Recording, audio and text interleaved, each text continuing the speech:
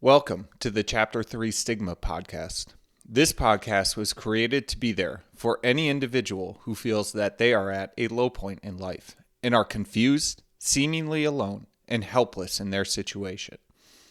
I am a recovering alcoholic, and I felt this way too, until I sat across the table from another addict who shared his story and made me realize that I was not alone in my struggles. My life was saved by this realization, and I hope to help anyone struggling by sharing my story to show you that you are not alone and that life can contain unbelievable riches and meaning. Welcome. I am glad you are here.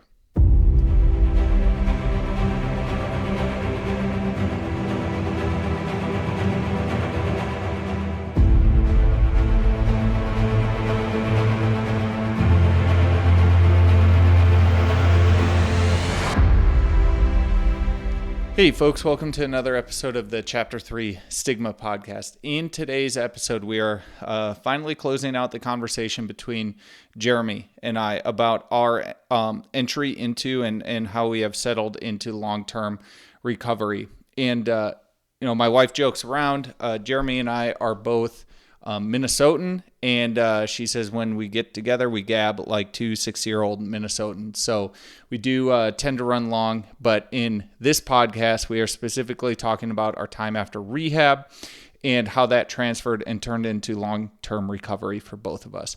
The value of this piece of the conversation is to show how long-term recovery can be possible in different methods. Jeramie and I have not traveled the same road as we have established ourselves in long-term recovery. So with that, we will get back to the conclusion of the conversation between Jeramie and I. Let's talk about discharge planning, because that was one aspect of going into intensive inpatient that I wasn't ready for. You and I engaged and talked a ton about it, but kind of curious to hear, what was your discharge planning process like? What were your first few days outside of North Point, outside of rehab, like?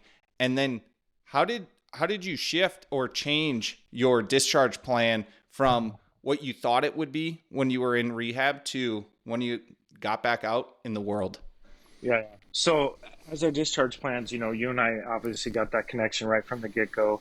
We went through rehab together, just a day apart. Yeah. And then what we kind of worked on our plans together was we were gonna meet up once a week, right? Or was it? No, it wasn't once a week. Was it every other week? Every other Friday. Every other Friday, right? Yep. Because my work schedule at that time was 4/10s, and I'm like, shit, what am I going to do with my Fridays? Right. My Fridays, normally I would drink and find something to break or fix, whatever, right? Yep. And that was my thing. So I know we talked about discharge, like, okay, over the Friday we're going to meet up. That seemed to work for you as well. And that was a solid discharge. One of our things we agreed upon and said, hey, we have to do this. We kind of made that pact, right?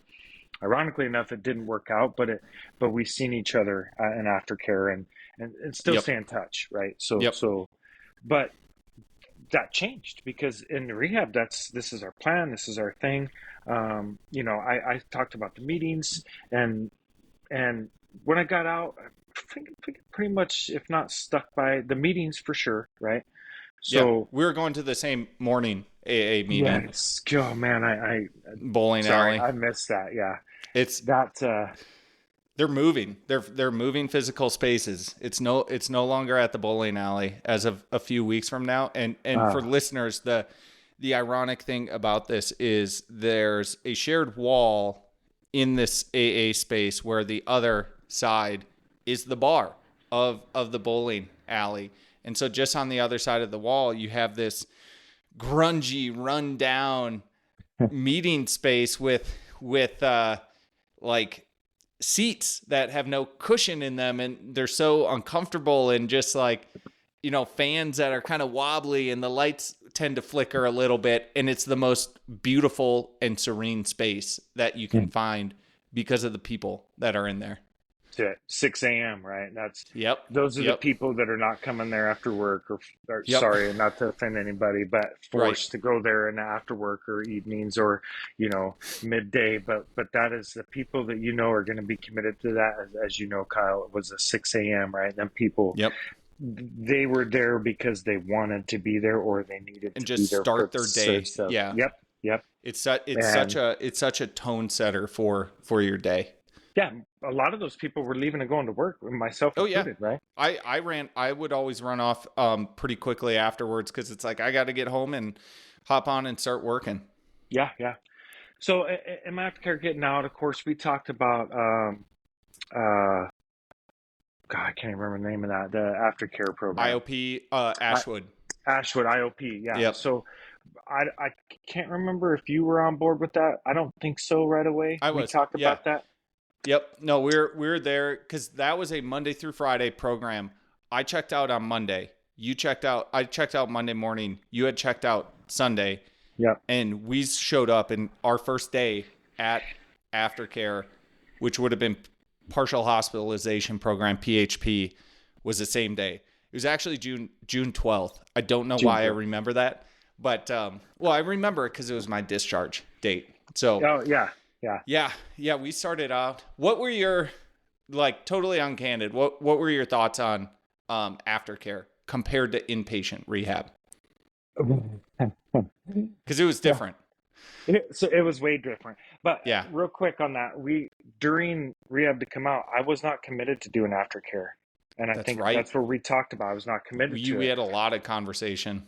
Right, a lot. And then as we got up to the point where the serious reality of you're getting out of here and you still have the program to get out and the statistics of somebody on relapsing and blah, blah, blah, up Yeah. until like just getting out maybe a week before is when I decided, you know what, I'm already in this, let's do it. So Yeah. Because so your yes, alternative was to go right back to go work. right back to work. Yep. Yep. Right in it. And I started getting nervous about that because Yeah.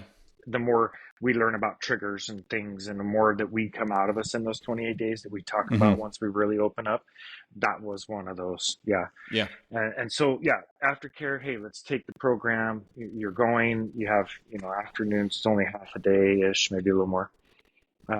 But my thoughts on that were initially, what a fucking joke. Mm-hmm. This is just somebody, and again, I'm going to tell you just my personal beliefs on that. It's just the way I am, right? We know the people that were there running it and the conversations that this individual had with us about trying to stay even longer than we had, where I hit a point where I'm like, okay, I am ready. There's nothing more I can get out of this. But we both had a plan and it was working for us is the thing. Correct. We had a plan and it was working for us. Yep. And I thought, what kind of scam bullshit is this aftercare sucking in with these people that's like a daycare, right? And these people running this and these counselors are like, it's like an after school special, right? Like, my honest first opinion on that was this is milking money from insurance and milking from FMLA and, but when I got out, I started going to the workouts every single morning with Jen, right? And then I would go to that 6 a.m. AA meeting. And then before I went back to work, IOP, right? So those are the three things that I would do in the morning that I did consistently up until the point of when I moved to Hawaii. It was workout every morning, AA every morning after that, IOP, and then after that, I was going to work. And I changed that 410s having Fridays off to 5/8s.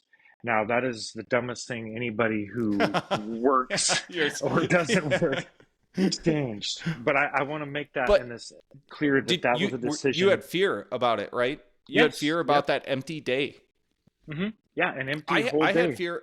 Early recovery, the first days, weeks, I was fearful. There's no way to cut it any other way. I sustained my recovery in part because of fear. Yep. And it's like the work that you put on is to face that fear and eventually realize like, oh, a random day off isn't that like, I don't have to fill it drinking, right? So then you're less fearful of it. And you just like slowly start. So that's the value I got out of Aftercare. It was not the programming within the hours. It was the hours being there on my calendar that allowed me to establish new habits and patterns once I stepped out. And so the funny thing, I reflect your assessment 100%. The thing that surprised me about Aftercare, oh shit, people relapse in this program, because people didn't relapse in rehab because it was literally impossible, near impossible to bring anything in. So you didn't have to deal with relapse. We would come in on a Monday and it's kind of like, what's everybody's sober date? Is anyone going to change? And it's like, wait, what? People are going off and like, oh yeah, I guess people are just living their lives. And I didn't connect with that until a few times when people are like, I have to update my sober date. Right. And it's like, oh shit. Yeah. Yeah. And we had, again, like, won't go into it, but boy, did we have some characters. And to like your point, like there's a little bit of a babysitting aspect, but that was me too, because like I said, the value for me was the hours on the calendar and allowing me to figure out the structure around those hours for, like, I'm going to AA in the morning. Where am I fitting my movement practice in? Because like workouts and movement are still like a core part of that. So like, how are you structuring your day? But yeah, man, the like relapse thing shocked me. And again, I would push. I don't think I would have fared as well jumping right back into work. It's too disruptive. It's too disruptive going from such a controlled and safe environment to work. I needed those 4 weeks of aftercare to deal with the fear that I had, I think is ultimately what it comes down to. And I want to touch on two things with that, Kyle. Anybody listening, anybody thinking about rehab, anything, doing this, after going through rehab, after going through IOP, and then to a point where I decided, okay, yes, we've seen all the stuff, the shit show, the people. It was a little bit of back into reality, but still having that recovery blanket with us, right? Yep. After going through that program and what it did for me, out of this world amazing. Daycare, the people doing it, I had a totally different judgment on them. Yes, this is how it should be. You transition slowly, right? And the second part of that, if anybody is thinking about rehab, doing it, reaching out for the help, I would highly suggest to you, man, do the rehab and then do the aftercare. If you have FMLA, if you don't have the time, it's your life, right? This is your life depends on this, and if you're going into rehab for 28 days, 14 days, 20 days, whatever it is, right? When you do that, you may think that, well, I got to get back to work, and well, I don't want that stigma to hang with me. Guess what? When you walk through that door to rehab, when you go in, I don't care if it's for 5 days. Okay, that stigma's there already. Ride this thing out, man. Take it for what you can. It's your life. You know, whether insurance is helping or not, or you're having to get a loan, whatever the case is, right? Don't worry about the money. Don't worry about it, man. This is your life. And I would tell you, as somebody who is not going to do IOP, who barely did rehab, but doing rehab, doing IOP, I think it was a 16 weeks or something, maybe total, that they try to stretch that to, maybe longer. I did where I felt comfortable, where I went and said, hey, okay, I'm good. This is my discharge. They said that they didn't want me to leave, and that it was too early. Same. Right. Same. And I think that's their pitch, right? Same thing. Are you sure? Well, I'm going to have to tell. I'm like, yeah, tell my insurance and stuff, whether they pay for it or not. But okay, I am ready to transition. Yep. But as silly and goofy as the IOP, the aftercare, hospitalization, whatever, I hate that term, by the way. I know. It's an odd word choice. It's mentally, aftercare, hospitalization, it's doesn't set. But you basically sit around talking about write-ups on you do exercises all day. Right. It's not a hospital. No, you get sack lunches, right? And you're doing stupid shit. But waxing what it is, shitty apples. right. Trading lunches. Like, I'm not eating bartering. Right. Addicts with Cheetos, man. Exactly. And then the guy that tried to do the yoga, or not tried to, sorry, he did the yoga there and then did the little thing afterwards, right? It was cool. It wasn't as good as the one there, but I also think that has to do with what in the moment was and Yeah. is, yeah. Yeah. But it was like an adult daycare, Yeah. but Yeah. it's highly, I think you would feel the same way, recommended to transition because if I would have went through rehab and right back to work, guess what? That alcoholic, that rehab, that you fucked up your life stigma is Yep. what you would. Absolutely. As soon as you let this out to anybody that this is, you have to be okay with that, right? Yep. Honest, open, and willing. Here it is. Now, take the time because the whole rest of your life, if you take 28 days plus sorry, what is FMLA? 12 weeks. Total. Yeah. I think So 12 you can weeks. get eight more protected on the back end. Right. To take that full thing. I did. Yeah. I didn't want to. I fought it. I wanted to go to work. I wanted to get back to reality. But the reality is, these are 12 weeks of your life that you have an opportunity to reset, whatever you want to call it. I think we use that term reset, re-get Hmm. yourself, like get your shit together. Do you want to live? How do you want to live? You want to go Yeah. those 12 weeks and you want to go out and you want to relapse and go burn yourself to the ground, that's your prerogative, but Yep. take that time to figure it out. Don't shorten it. Don't, if you need longer, there's still programs, right? Yep. And my learning and my experience and what I will tell others is I took 8 weeks. I did 4 weeks inpatient and then 4 outpatient. I did 3 weeks of PHP, transitioned to IOP, and then stepped back to work. So like I really stepped it down. I got back to work and nothing had changed. It was the same problems being worked by the same people, and quite literally I spent 2 hours clearing emails and I was back. And I know people will be like, "Oh God, like you must not have that important of a job." Not compared to my life. To your point earlier. And so like yeah, you're right on that regard, but truly same people, same problems, and I picked right back up. And yeah, it took the way I view it too is I kind of like tying things together. We talked about those core key life relationships that we have, our wives, our family, but then you also have your work relationships. If you do an intensive 28 days and then jump right back into work, you are taking on the management and the change that comes from both your personal life relationships and your work dynamic and relationships. By doing aftercare, you can start focusing in on your personal relationships first, and you have however much time you decide to take until you add that work dynamic back into the mix. And it is a totally different thing that you have to contend with and manage and figure out how you want to approach it, how you want. I decided I was going to be super open about it, not like announcing it in Right. meetings, Yep. but when someone asked me like, "Hey dude, are you all right? Where were you?" I opened up. I just took that as an opportunity to open up. Some people decide not to do that, and that's like entirely their choice.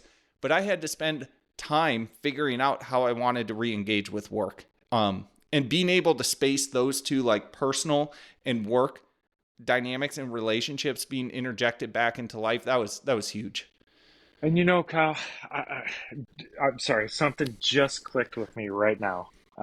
Love it. Honestly, right now is okay. So we get out of rehab, and with our family, loved ones, anybody close to us is day zero, right? Yep. So work that we're around all the time, 8 hours a day around all these people, that's day zero. Because Exactly. I never really thought about it that way until just now. But so going out day zero, you're dealing with your family, your life, IOP, you're getting back to there and adjust. And then when you start back to work, that's day zero work because you've been away from all these people. You've been, Yep. again, whatever stigma, whatever talk, you're gone that long. Yeah, There's people are gonna office know. there's office chatter going on. Oh, hell yeah. So if you're coming out of rehab and you're going to go back to work and with your family right back in it, those are 2 day zeros. That is your Yep. personal life and your work life that are both now at day zero on the same. That is probably, sorry, that is probably No, not the best idea. Which, no, it's a frankly, lot. It honestly, it is a full-time job to be deliberate and be intentional about those relationships, because for the relationships that you want to sustain in life, they're going to be more work than you've ever put into a relationship yep, before. And your work, so like I don't want to name your employer. I don't want to get yeah, into those kind of details, but you obviously don't live in Idaho anymore. You did something that many people say, don't move in your first year of recovery. Don't do anything like crazy. Just sort of stay in your lane, figure focus, yeah, things out. Don't make too big of changes. You one day contacted me and you were like, I'm done with work. I think we're going to move to Hawaii. And I was like, what? So yeah. how did you get there? Well, okay, so IOP, right? Go back, and then I transition back to work, and I get back to work, and I get there, and overall, now moved around within. It's a big company there in Idaho, Mm-hmm. if you're right. 17 years total. I was there. I was laid off '07 to '09. I worked there, laid off, come back as a contractor, and then back for this company. And total of 17 years through different groups and departments. And so I knew a lot of people. I moved around quite a bit through there.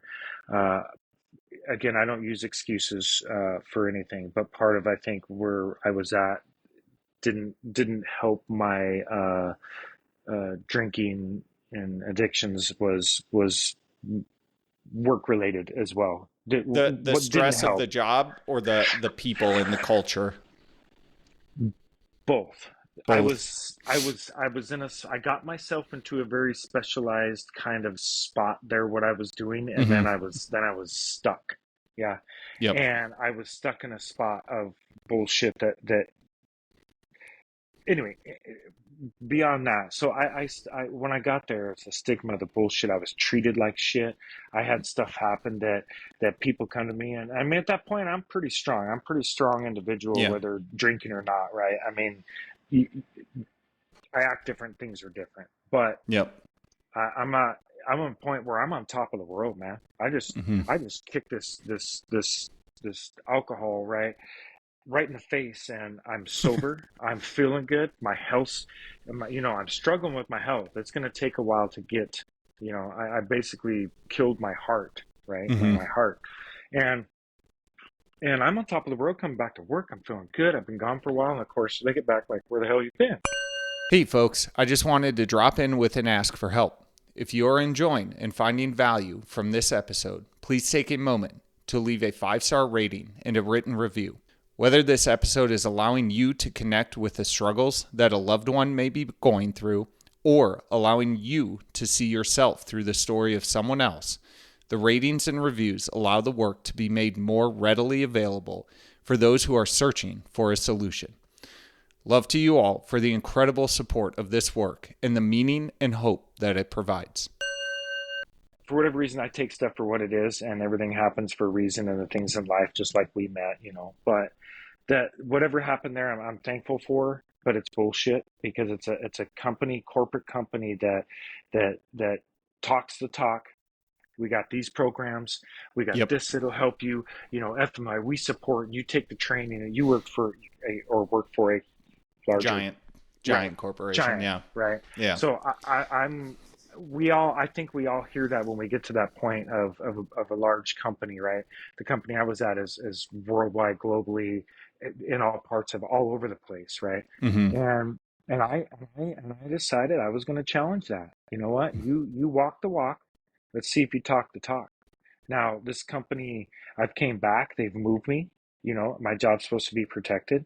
Mm-hmm. There's people saying shit. People treat me like stuff. People trying to turn me in for crap. Like it was backstabbing, and all I do is keep growing. And what does that do to somebody? When you keep growing, you're just pissing people off. You want to move me? Yeah. Move me. I sit there with a smile, right? People Yeah. want to flock to me that know me, and they want help and support. And people are talking to me about, hey, I kind of been having this thing, and I wanted to know your experience of going on FMLA and what it was. And I'm like, well, I'd love to tell you. And that's what triggered me right there. Mm-hmm. People coming to me and telling me that they have a problem, Mm-hmm. and drugs, alcohol, whatever the case was, mental. Some of them are mentally, the guys are having struggles, and they want to know about this FMLA. They want to know about Mm-hmm. taking the time off because it's a program available. Yeah. And it's Yep. great that the company offer this and they take the Right. training so they know. But the stigma of actually doing it Right. is people usually either get fired or quit because they don't take that program. I took that Yep. program.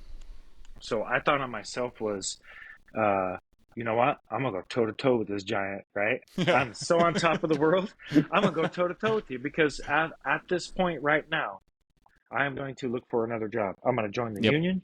I'm gonna look for another job. I'm a licensed plumber, HVAC. I've got all the different trades I've learned that I've worked out at this company. Um, I would love to name them right now and also have that company's representation listen and sit down and talk to me Yep. because the stigma of what a corporate company does to people and all they push down their throat about how much they want to help Yeah. is bullshit. Because I've. it's a fear and clear down to the level I was at, Kyle, that Yep. exactly what they tell you that they preach walk the walk, right?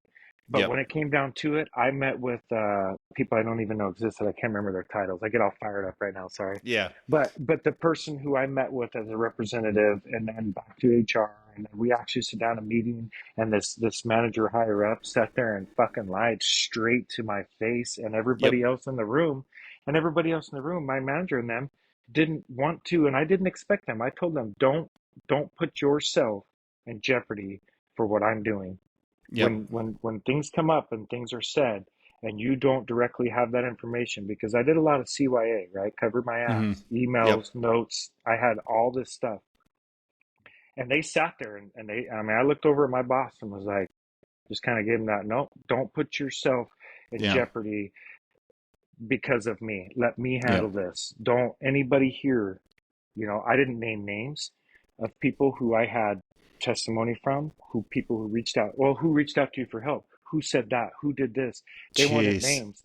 And I said, if you want the names, you need to go down and you need to talk to people and you find Yeah. out for yourself. I'm not naming anybody. This is me.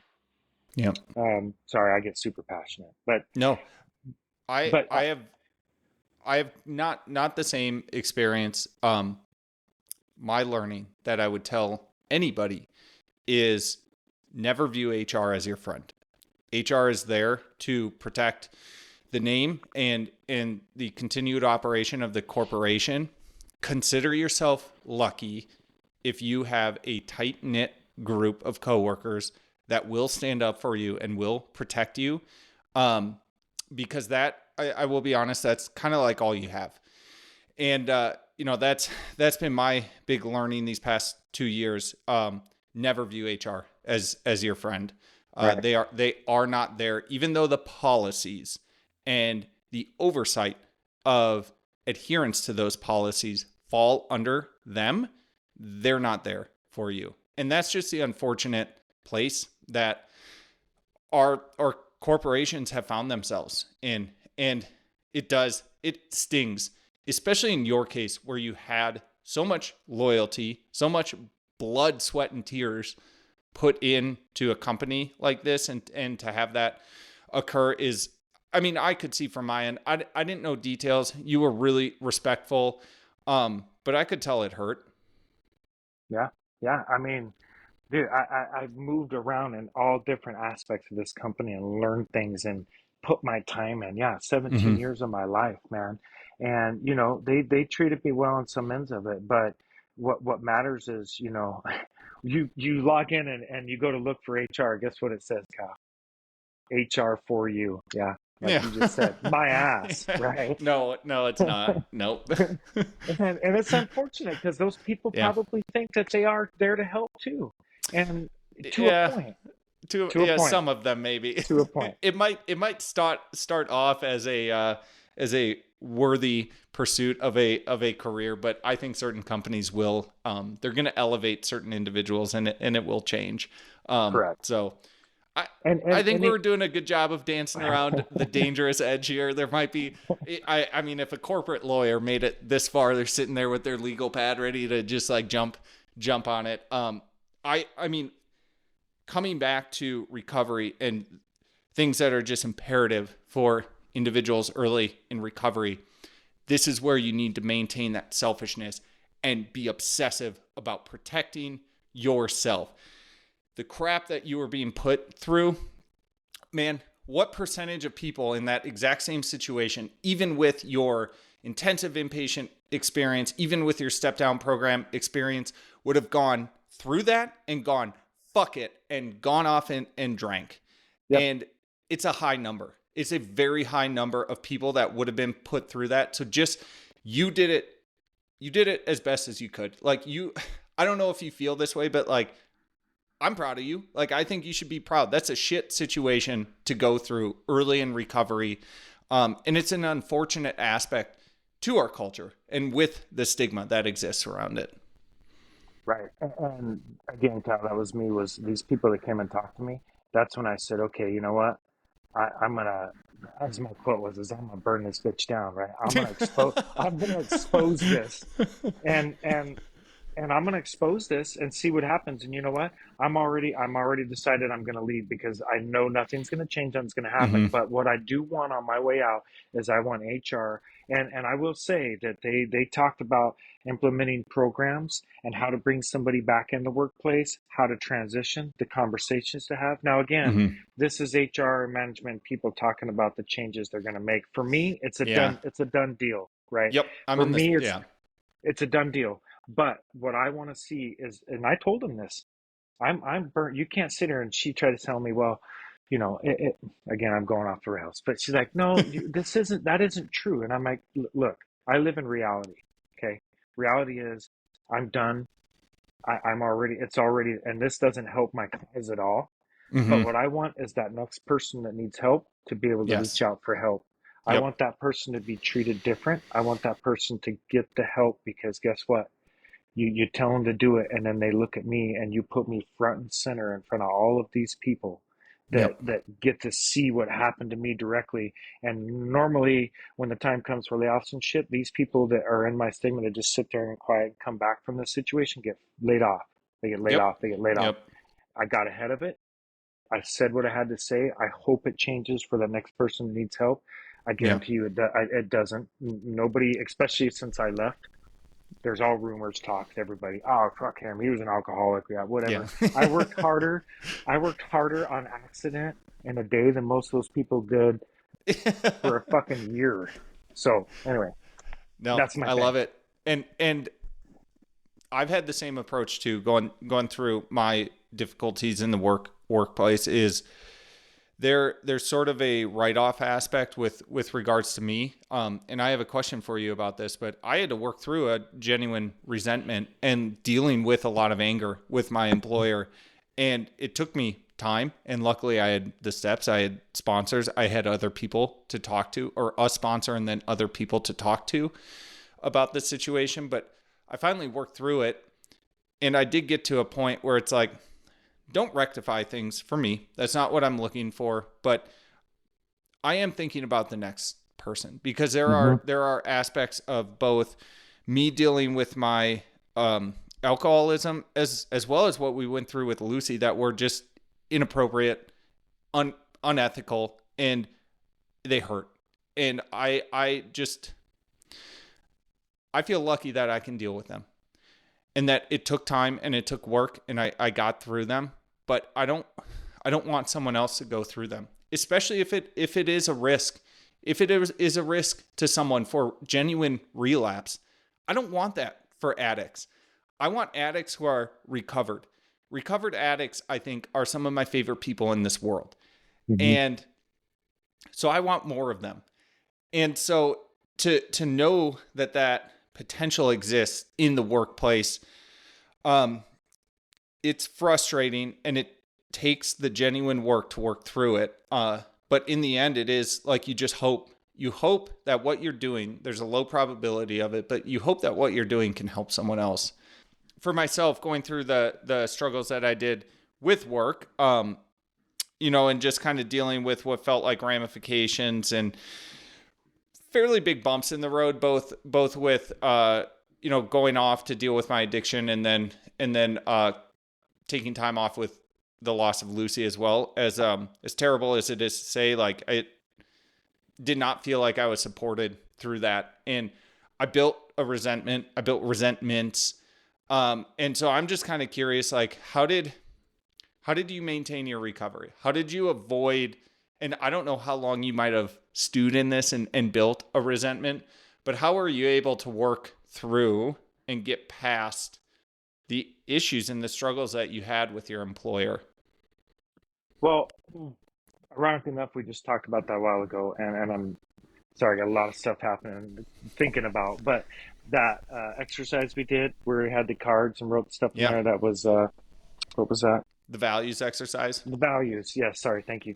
The values exercise. So one of the things in there was that I wrote down, there was, my pets, some things. Yeah. One of them was a job. And they said, okay, we're going to take that away from you. How do you feel now? And I'm like, it's a job. I get another job. Yeah. For me personally, and I'm sure everybody in whatever field that they're in, I have experience in a lot of different things. I've done a lot of different things.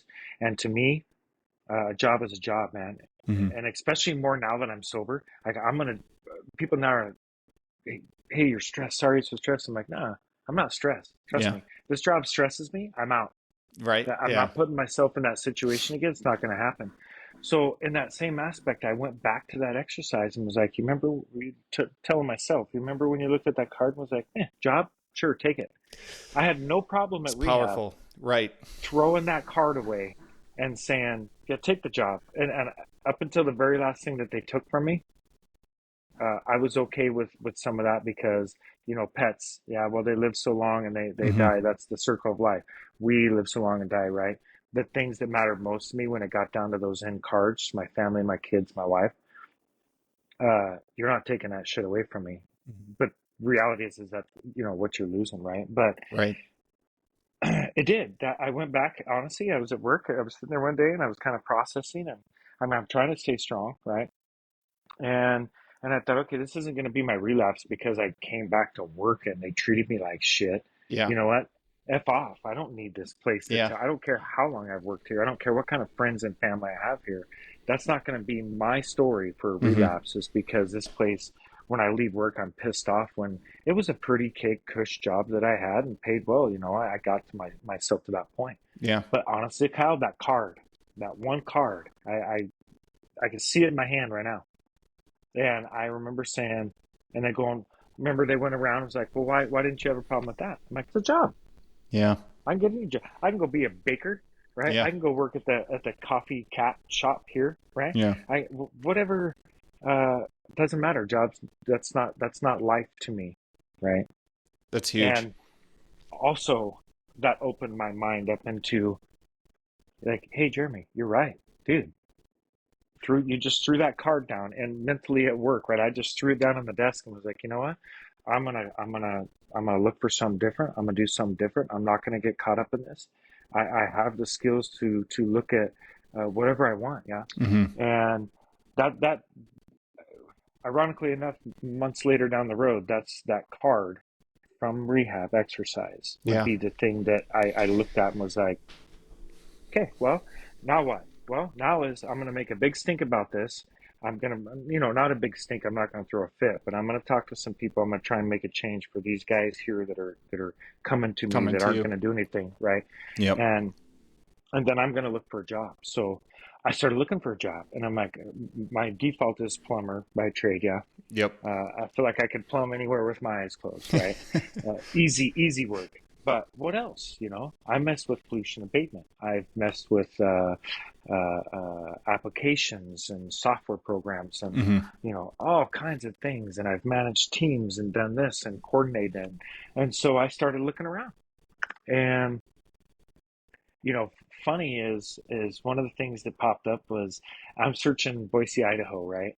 I kind of looked over into Oregon a little bit because I like the area, but then it's a lot of snow. And like, if I'm going to do something right now at this point in my life, what do I want to do? Yeah. I could do whatever I want. And well, I can move down to the green belt and I need a change, right? And I know they tell you don't make that change, stick Right. with it. Yep. But and again, personally for me, this isn't for everybody. I think we all pick up different things in life, especially rehab, right? But if you find something that works, you got to work it. That's the key, Mm-hmm. whatever it may be, right? And for me, I I needed to change. I wanted to change, and I was going to do it. And I wasn't quite sure how or what or when or why, but I went out there and started exploring it, right? Mm-hmm. I'm not gonna go to work every day. This is absolutely the worst thing for anybody out there. If you feel like that, that's terrible. That's Mm-hmm. terrible. Um, so I started looking around the area and stuff, and Steve's Plumbing, okay, has an advertisement on Indeed in Idaho that says Plumbing Paradise. And I'm like, and I'm like, I'm in paradise. What an Okay, eye so I'm a catcher. plumber. Right. And I'm like, okay, cool. And then I looked on it and clicked on it and read through it and was like, okay, yeah, yeah, okay, all right. Hawaii. Huh, sure. Never been there. Whatever. And I was on that I can do whatever I want kind of thing. I'm on Yeah. top of the world. I'm Yep. feeling good. I've basically told my work to kiss my ass. I'm better than them. Right. And what do I want to do?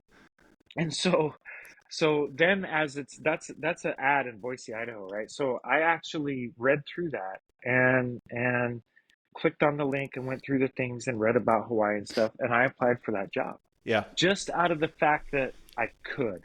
Yep. Now that wasn't not a I wouldn't say a joke or a pipe dream or something, right? But it was a see what happens, right? Yep. This is what our new life is.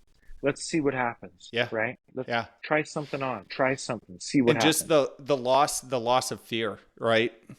Yep, Like I yep, don't know lots of that fear. I still remember you had your phone out at the morning meeting and you nudged me and you turned your phone to me and it was like an application for and it had the state of Hawaii and I was like, Yeah. "What?" And you go, "You should come with." Yeah. And I was like, What are you talking about?" You're like, I got this job. It's lining out. It's looking good. We're probably going to Hawaii." He's like, and you just kept being like, "You should consider it. You should go." I was like, "Oh man, I don't think I can go to Hawaii." And no, I want to extract a nugget from that and probably close out on it because it sort of brings everything together and shows the commonality between the two of us. And it just really stood out to me because I hadn't heard it come out of your mouth in that way before. You just talked through it there. But the absolute conviction, and I could feel it in you. And I actually would like say this and think this to myself. Relapse is not part of my story. I'm convinced of that. In part, it's because I think I became very convinced that for me, going back to alcohol was a road to death. It's also like as you gain momentum in early recovery and early recovery becomes sustained recovery, you realize how unbelievable life is. Like so much more than you could ever be, than you could ever dream or imagine. And I specifically remember sitting in a session in North Point in inpatient rehab and having the facilitator or counselor say something along the lines of relapse happens. Relapse is, they put the Hmm. statistics up there and they said, look around the room. And they're like, relapse will be a part of your story. And I remember in my head going, nah, I'm not gonna let it be. Yep. And I know that you're the same. And that's just really, really powerful and really incredible. Yeah, man. No, I remember that as well. And it's like, rehab's going to happen. Yeah, the statistics, the numbers, you got them. And it's like, yeah, but that's not my story, Yeah. right? Yeah. Or not. And right, or you know, my thought is, okay, yeah, maybe you relapse. Maybe, we think about it. We know all the stuff, right? Yep. It comes across. You play it out. You're like, oh, I could have a drink. We know we can't. Uh, but I don't put that relapse into my head as, if I relapse, I'll deal with it then. At Nope. one day at a time, I can't look at, and that's that kind of contradiction piece that I get with the statistics and stuff when they tell that, right? Yep. Part of your story is you're going to relapse. How do you deal with it? Okay, well, if I'm living one day at a time, working through this, how am I going to look at how am I going to deal with the relapse when I'm not even looking at that? Does it make sense? Yeah. Yeah. Yeah. No, a big component of that for me is thinking about like how I am protecting and shielding myself against the physical relapse, because another part of that session that stood out to me um, was the talk about different kinds of relapse. And I've experienced it where you have the spiritual relapse. You go back and fall back to the fuck it's, nothing matters.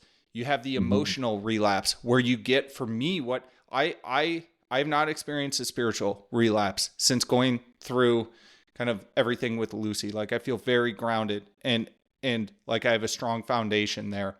I've experienced an emotional relapse where I get spinning out of control. I start thinking ahead and projecting way into the future, and I just get carried away. And like emotionally, I get carried away and quite overwhelmed. And going through that experience and being able to say like, "Hey, I think I emotionally relapsed."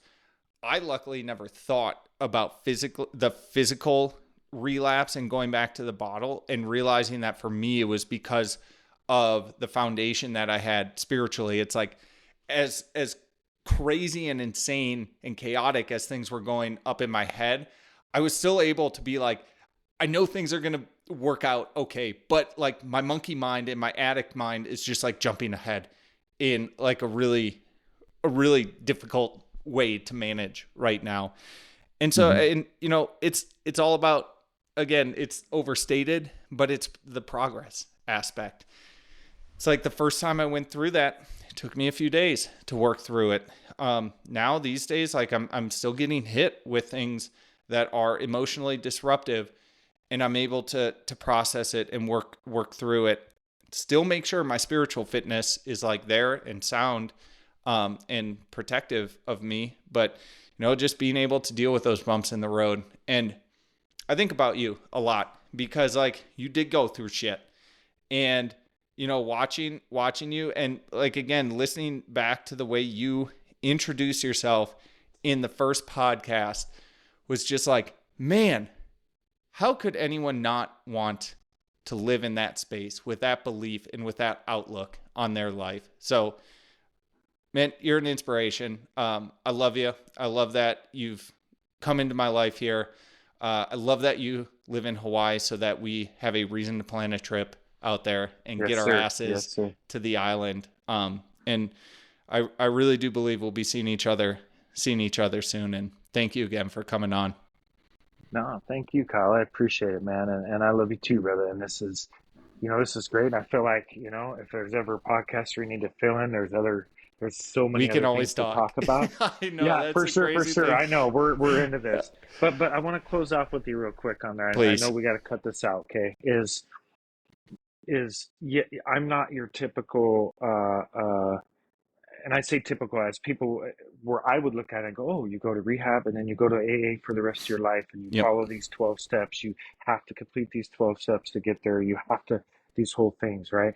And I'm not here to change anybody or tell anybody different. I'm telling my story, okay? Mm-hmm. Is when you go to rehab, you're changing your life, right? You're not moving to Hawaii or a state or a county. But think about that for a second. When you go to rehab, 28 days, 30 days of your life, you made a big change, right? They tell you not to make a big change when you come out, but you made a big change in to go in to Yeah. change your life. Mm-hmm. So if you're coming out and you're worried about, and again, this is me, worried about changing your life, man. If you've got your shit together and you feel like you can do what you can do, right? And it becomes something you need to make a decision on for a change. Process it, think about it, weigh it out. I did, right? Mm-hmm. But but I made the change. I'm happy. I'm living my dream. I did not complete the 12 steps in AA. Mm-hmm. Okay. I have the big book with me. When I need it, I pull it out. I open it up to the page. And like they say, when you open it up and you see exactly what you need to see for the Yeah. day, Right. that shit happens to me still, right? Yeah. I have it close to me. I am open, I'm honest. I have the tattoos on my arm. People ask about it. And my friends at Bill W, right? Uh, I don't go to AA anymore every day. I Mm-hmm. listen to your podcast, as a Mm-hmm. matter of fact, in the mornings on the way to work. That's my thing. I Mm-hmm. can log on to the 24-hour one, right? But what I have learned, I know the tools.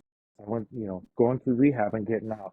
If I need to go to a meeting, my wife asked me, we drove by the park here in Hawaii on our bikes and circle up, and I'm like, shit. And we stop and I look, it's an AA meeting. Wow. But I don't feel like I need to go over to that meeting. I'm going Yep. to eventually, but at that moment, I'm like, no, I'm doing really well. Mm-hmm. But I know the tool to go to one if I need to, right?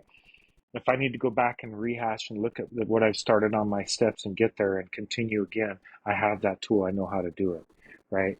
Um, yes, if you need to do it to get through it for each person, but I'm here to tell you, I didn't follow that protocol. Obviously, you know that, right? I Yep. moved, I changed my life, I'm doing the things.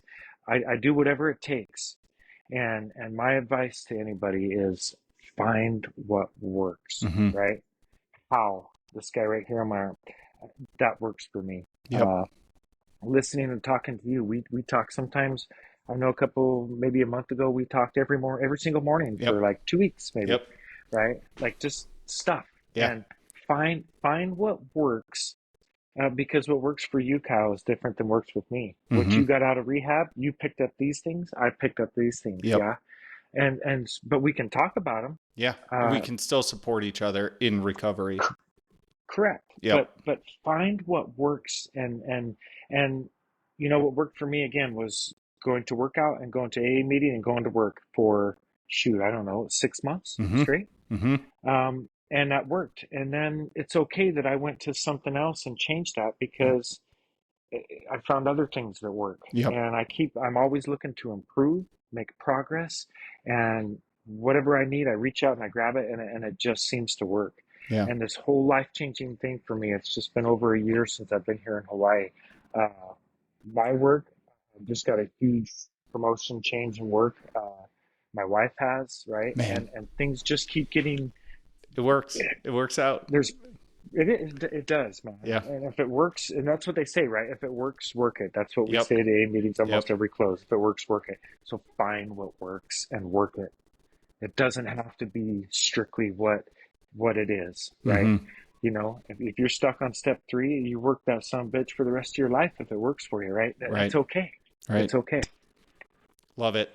Thank you. Thank you very much, Jeramie, from the Thank bottom you, of my man. heart.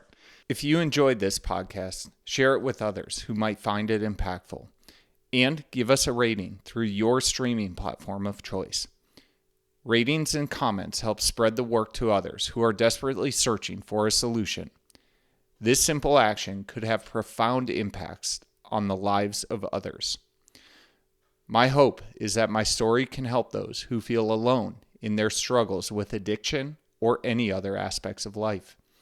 You can follow us on social media at Chapter 3 Stigma on Instagram and YouTube. If you want to reach out with a message through one of those channels, I will respond and let you know that you are not alone. All the best, you are loved, and know that this life is full of abundant joy and wonder, and is worth every struggle and bit of suffering you must endure. Until next time.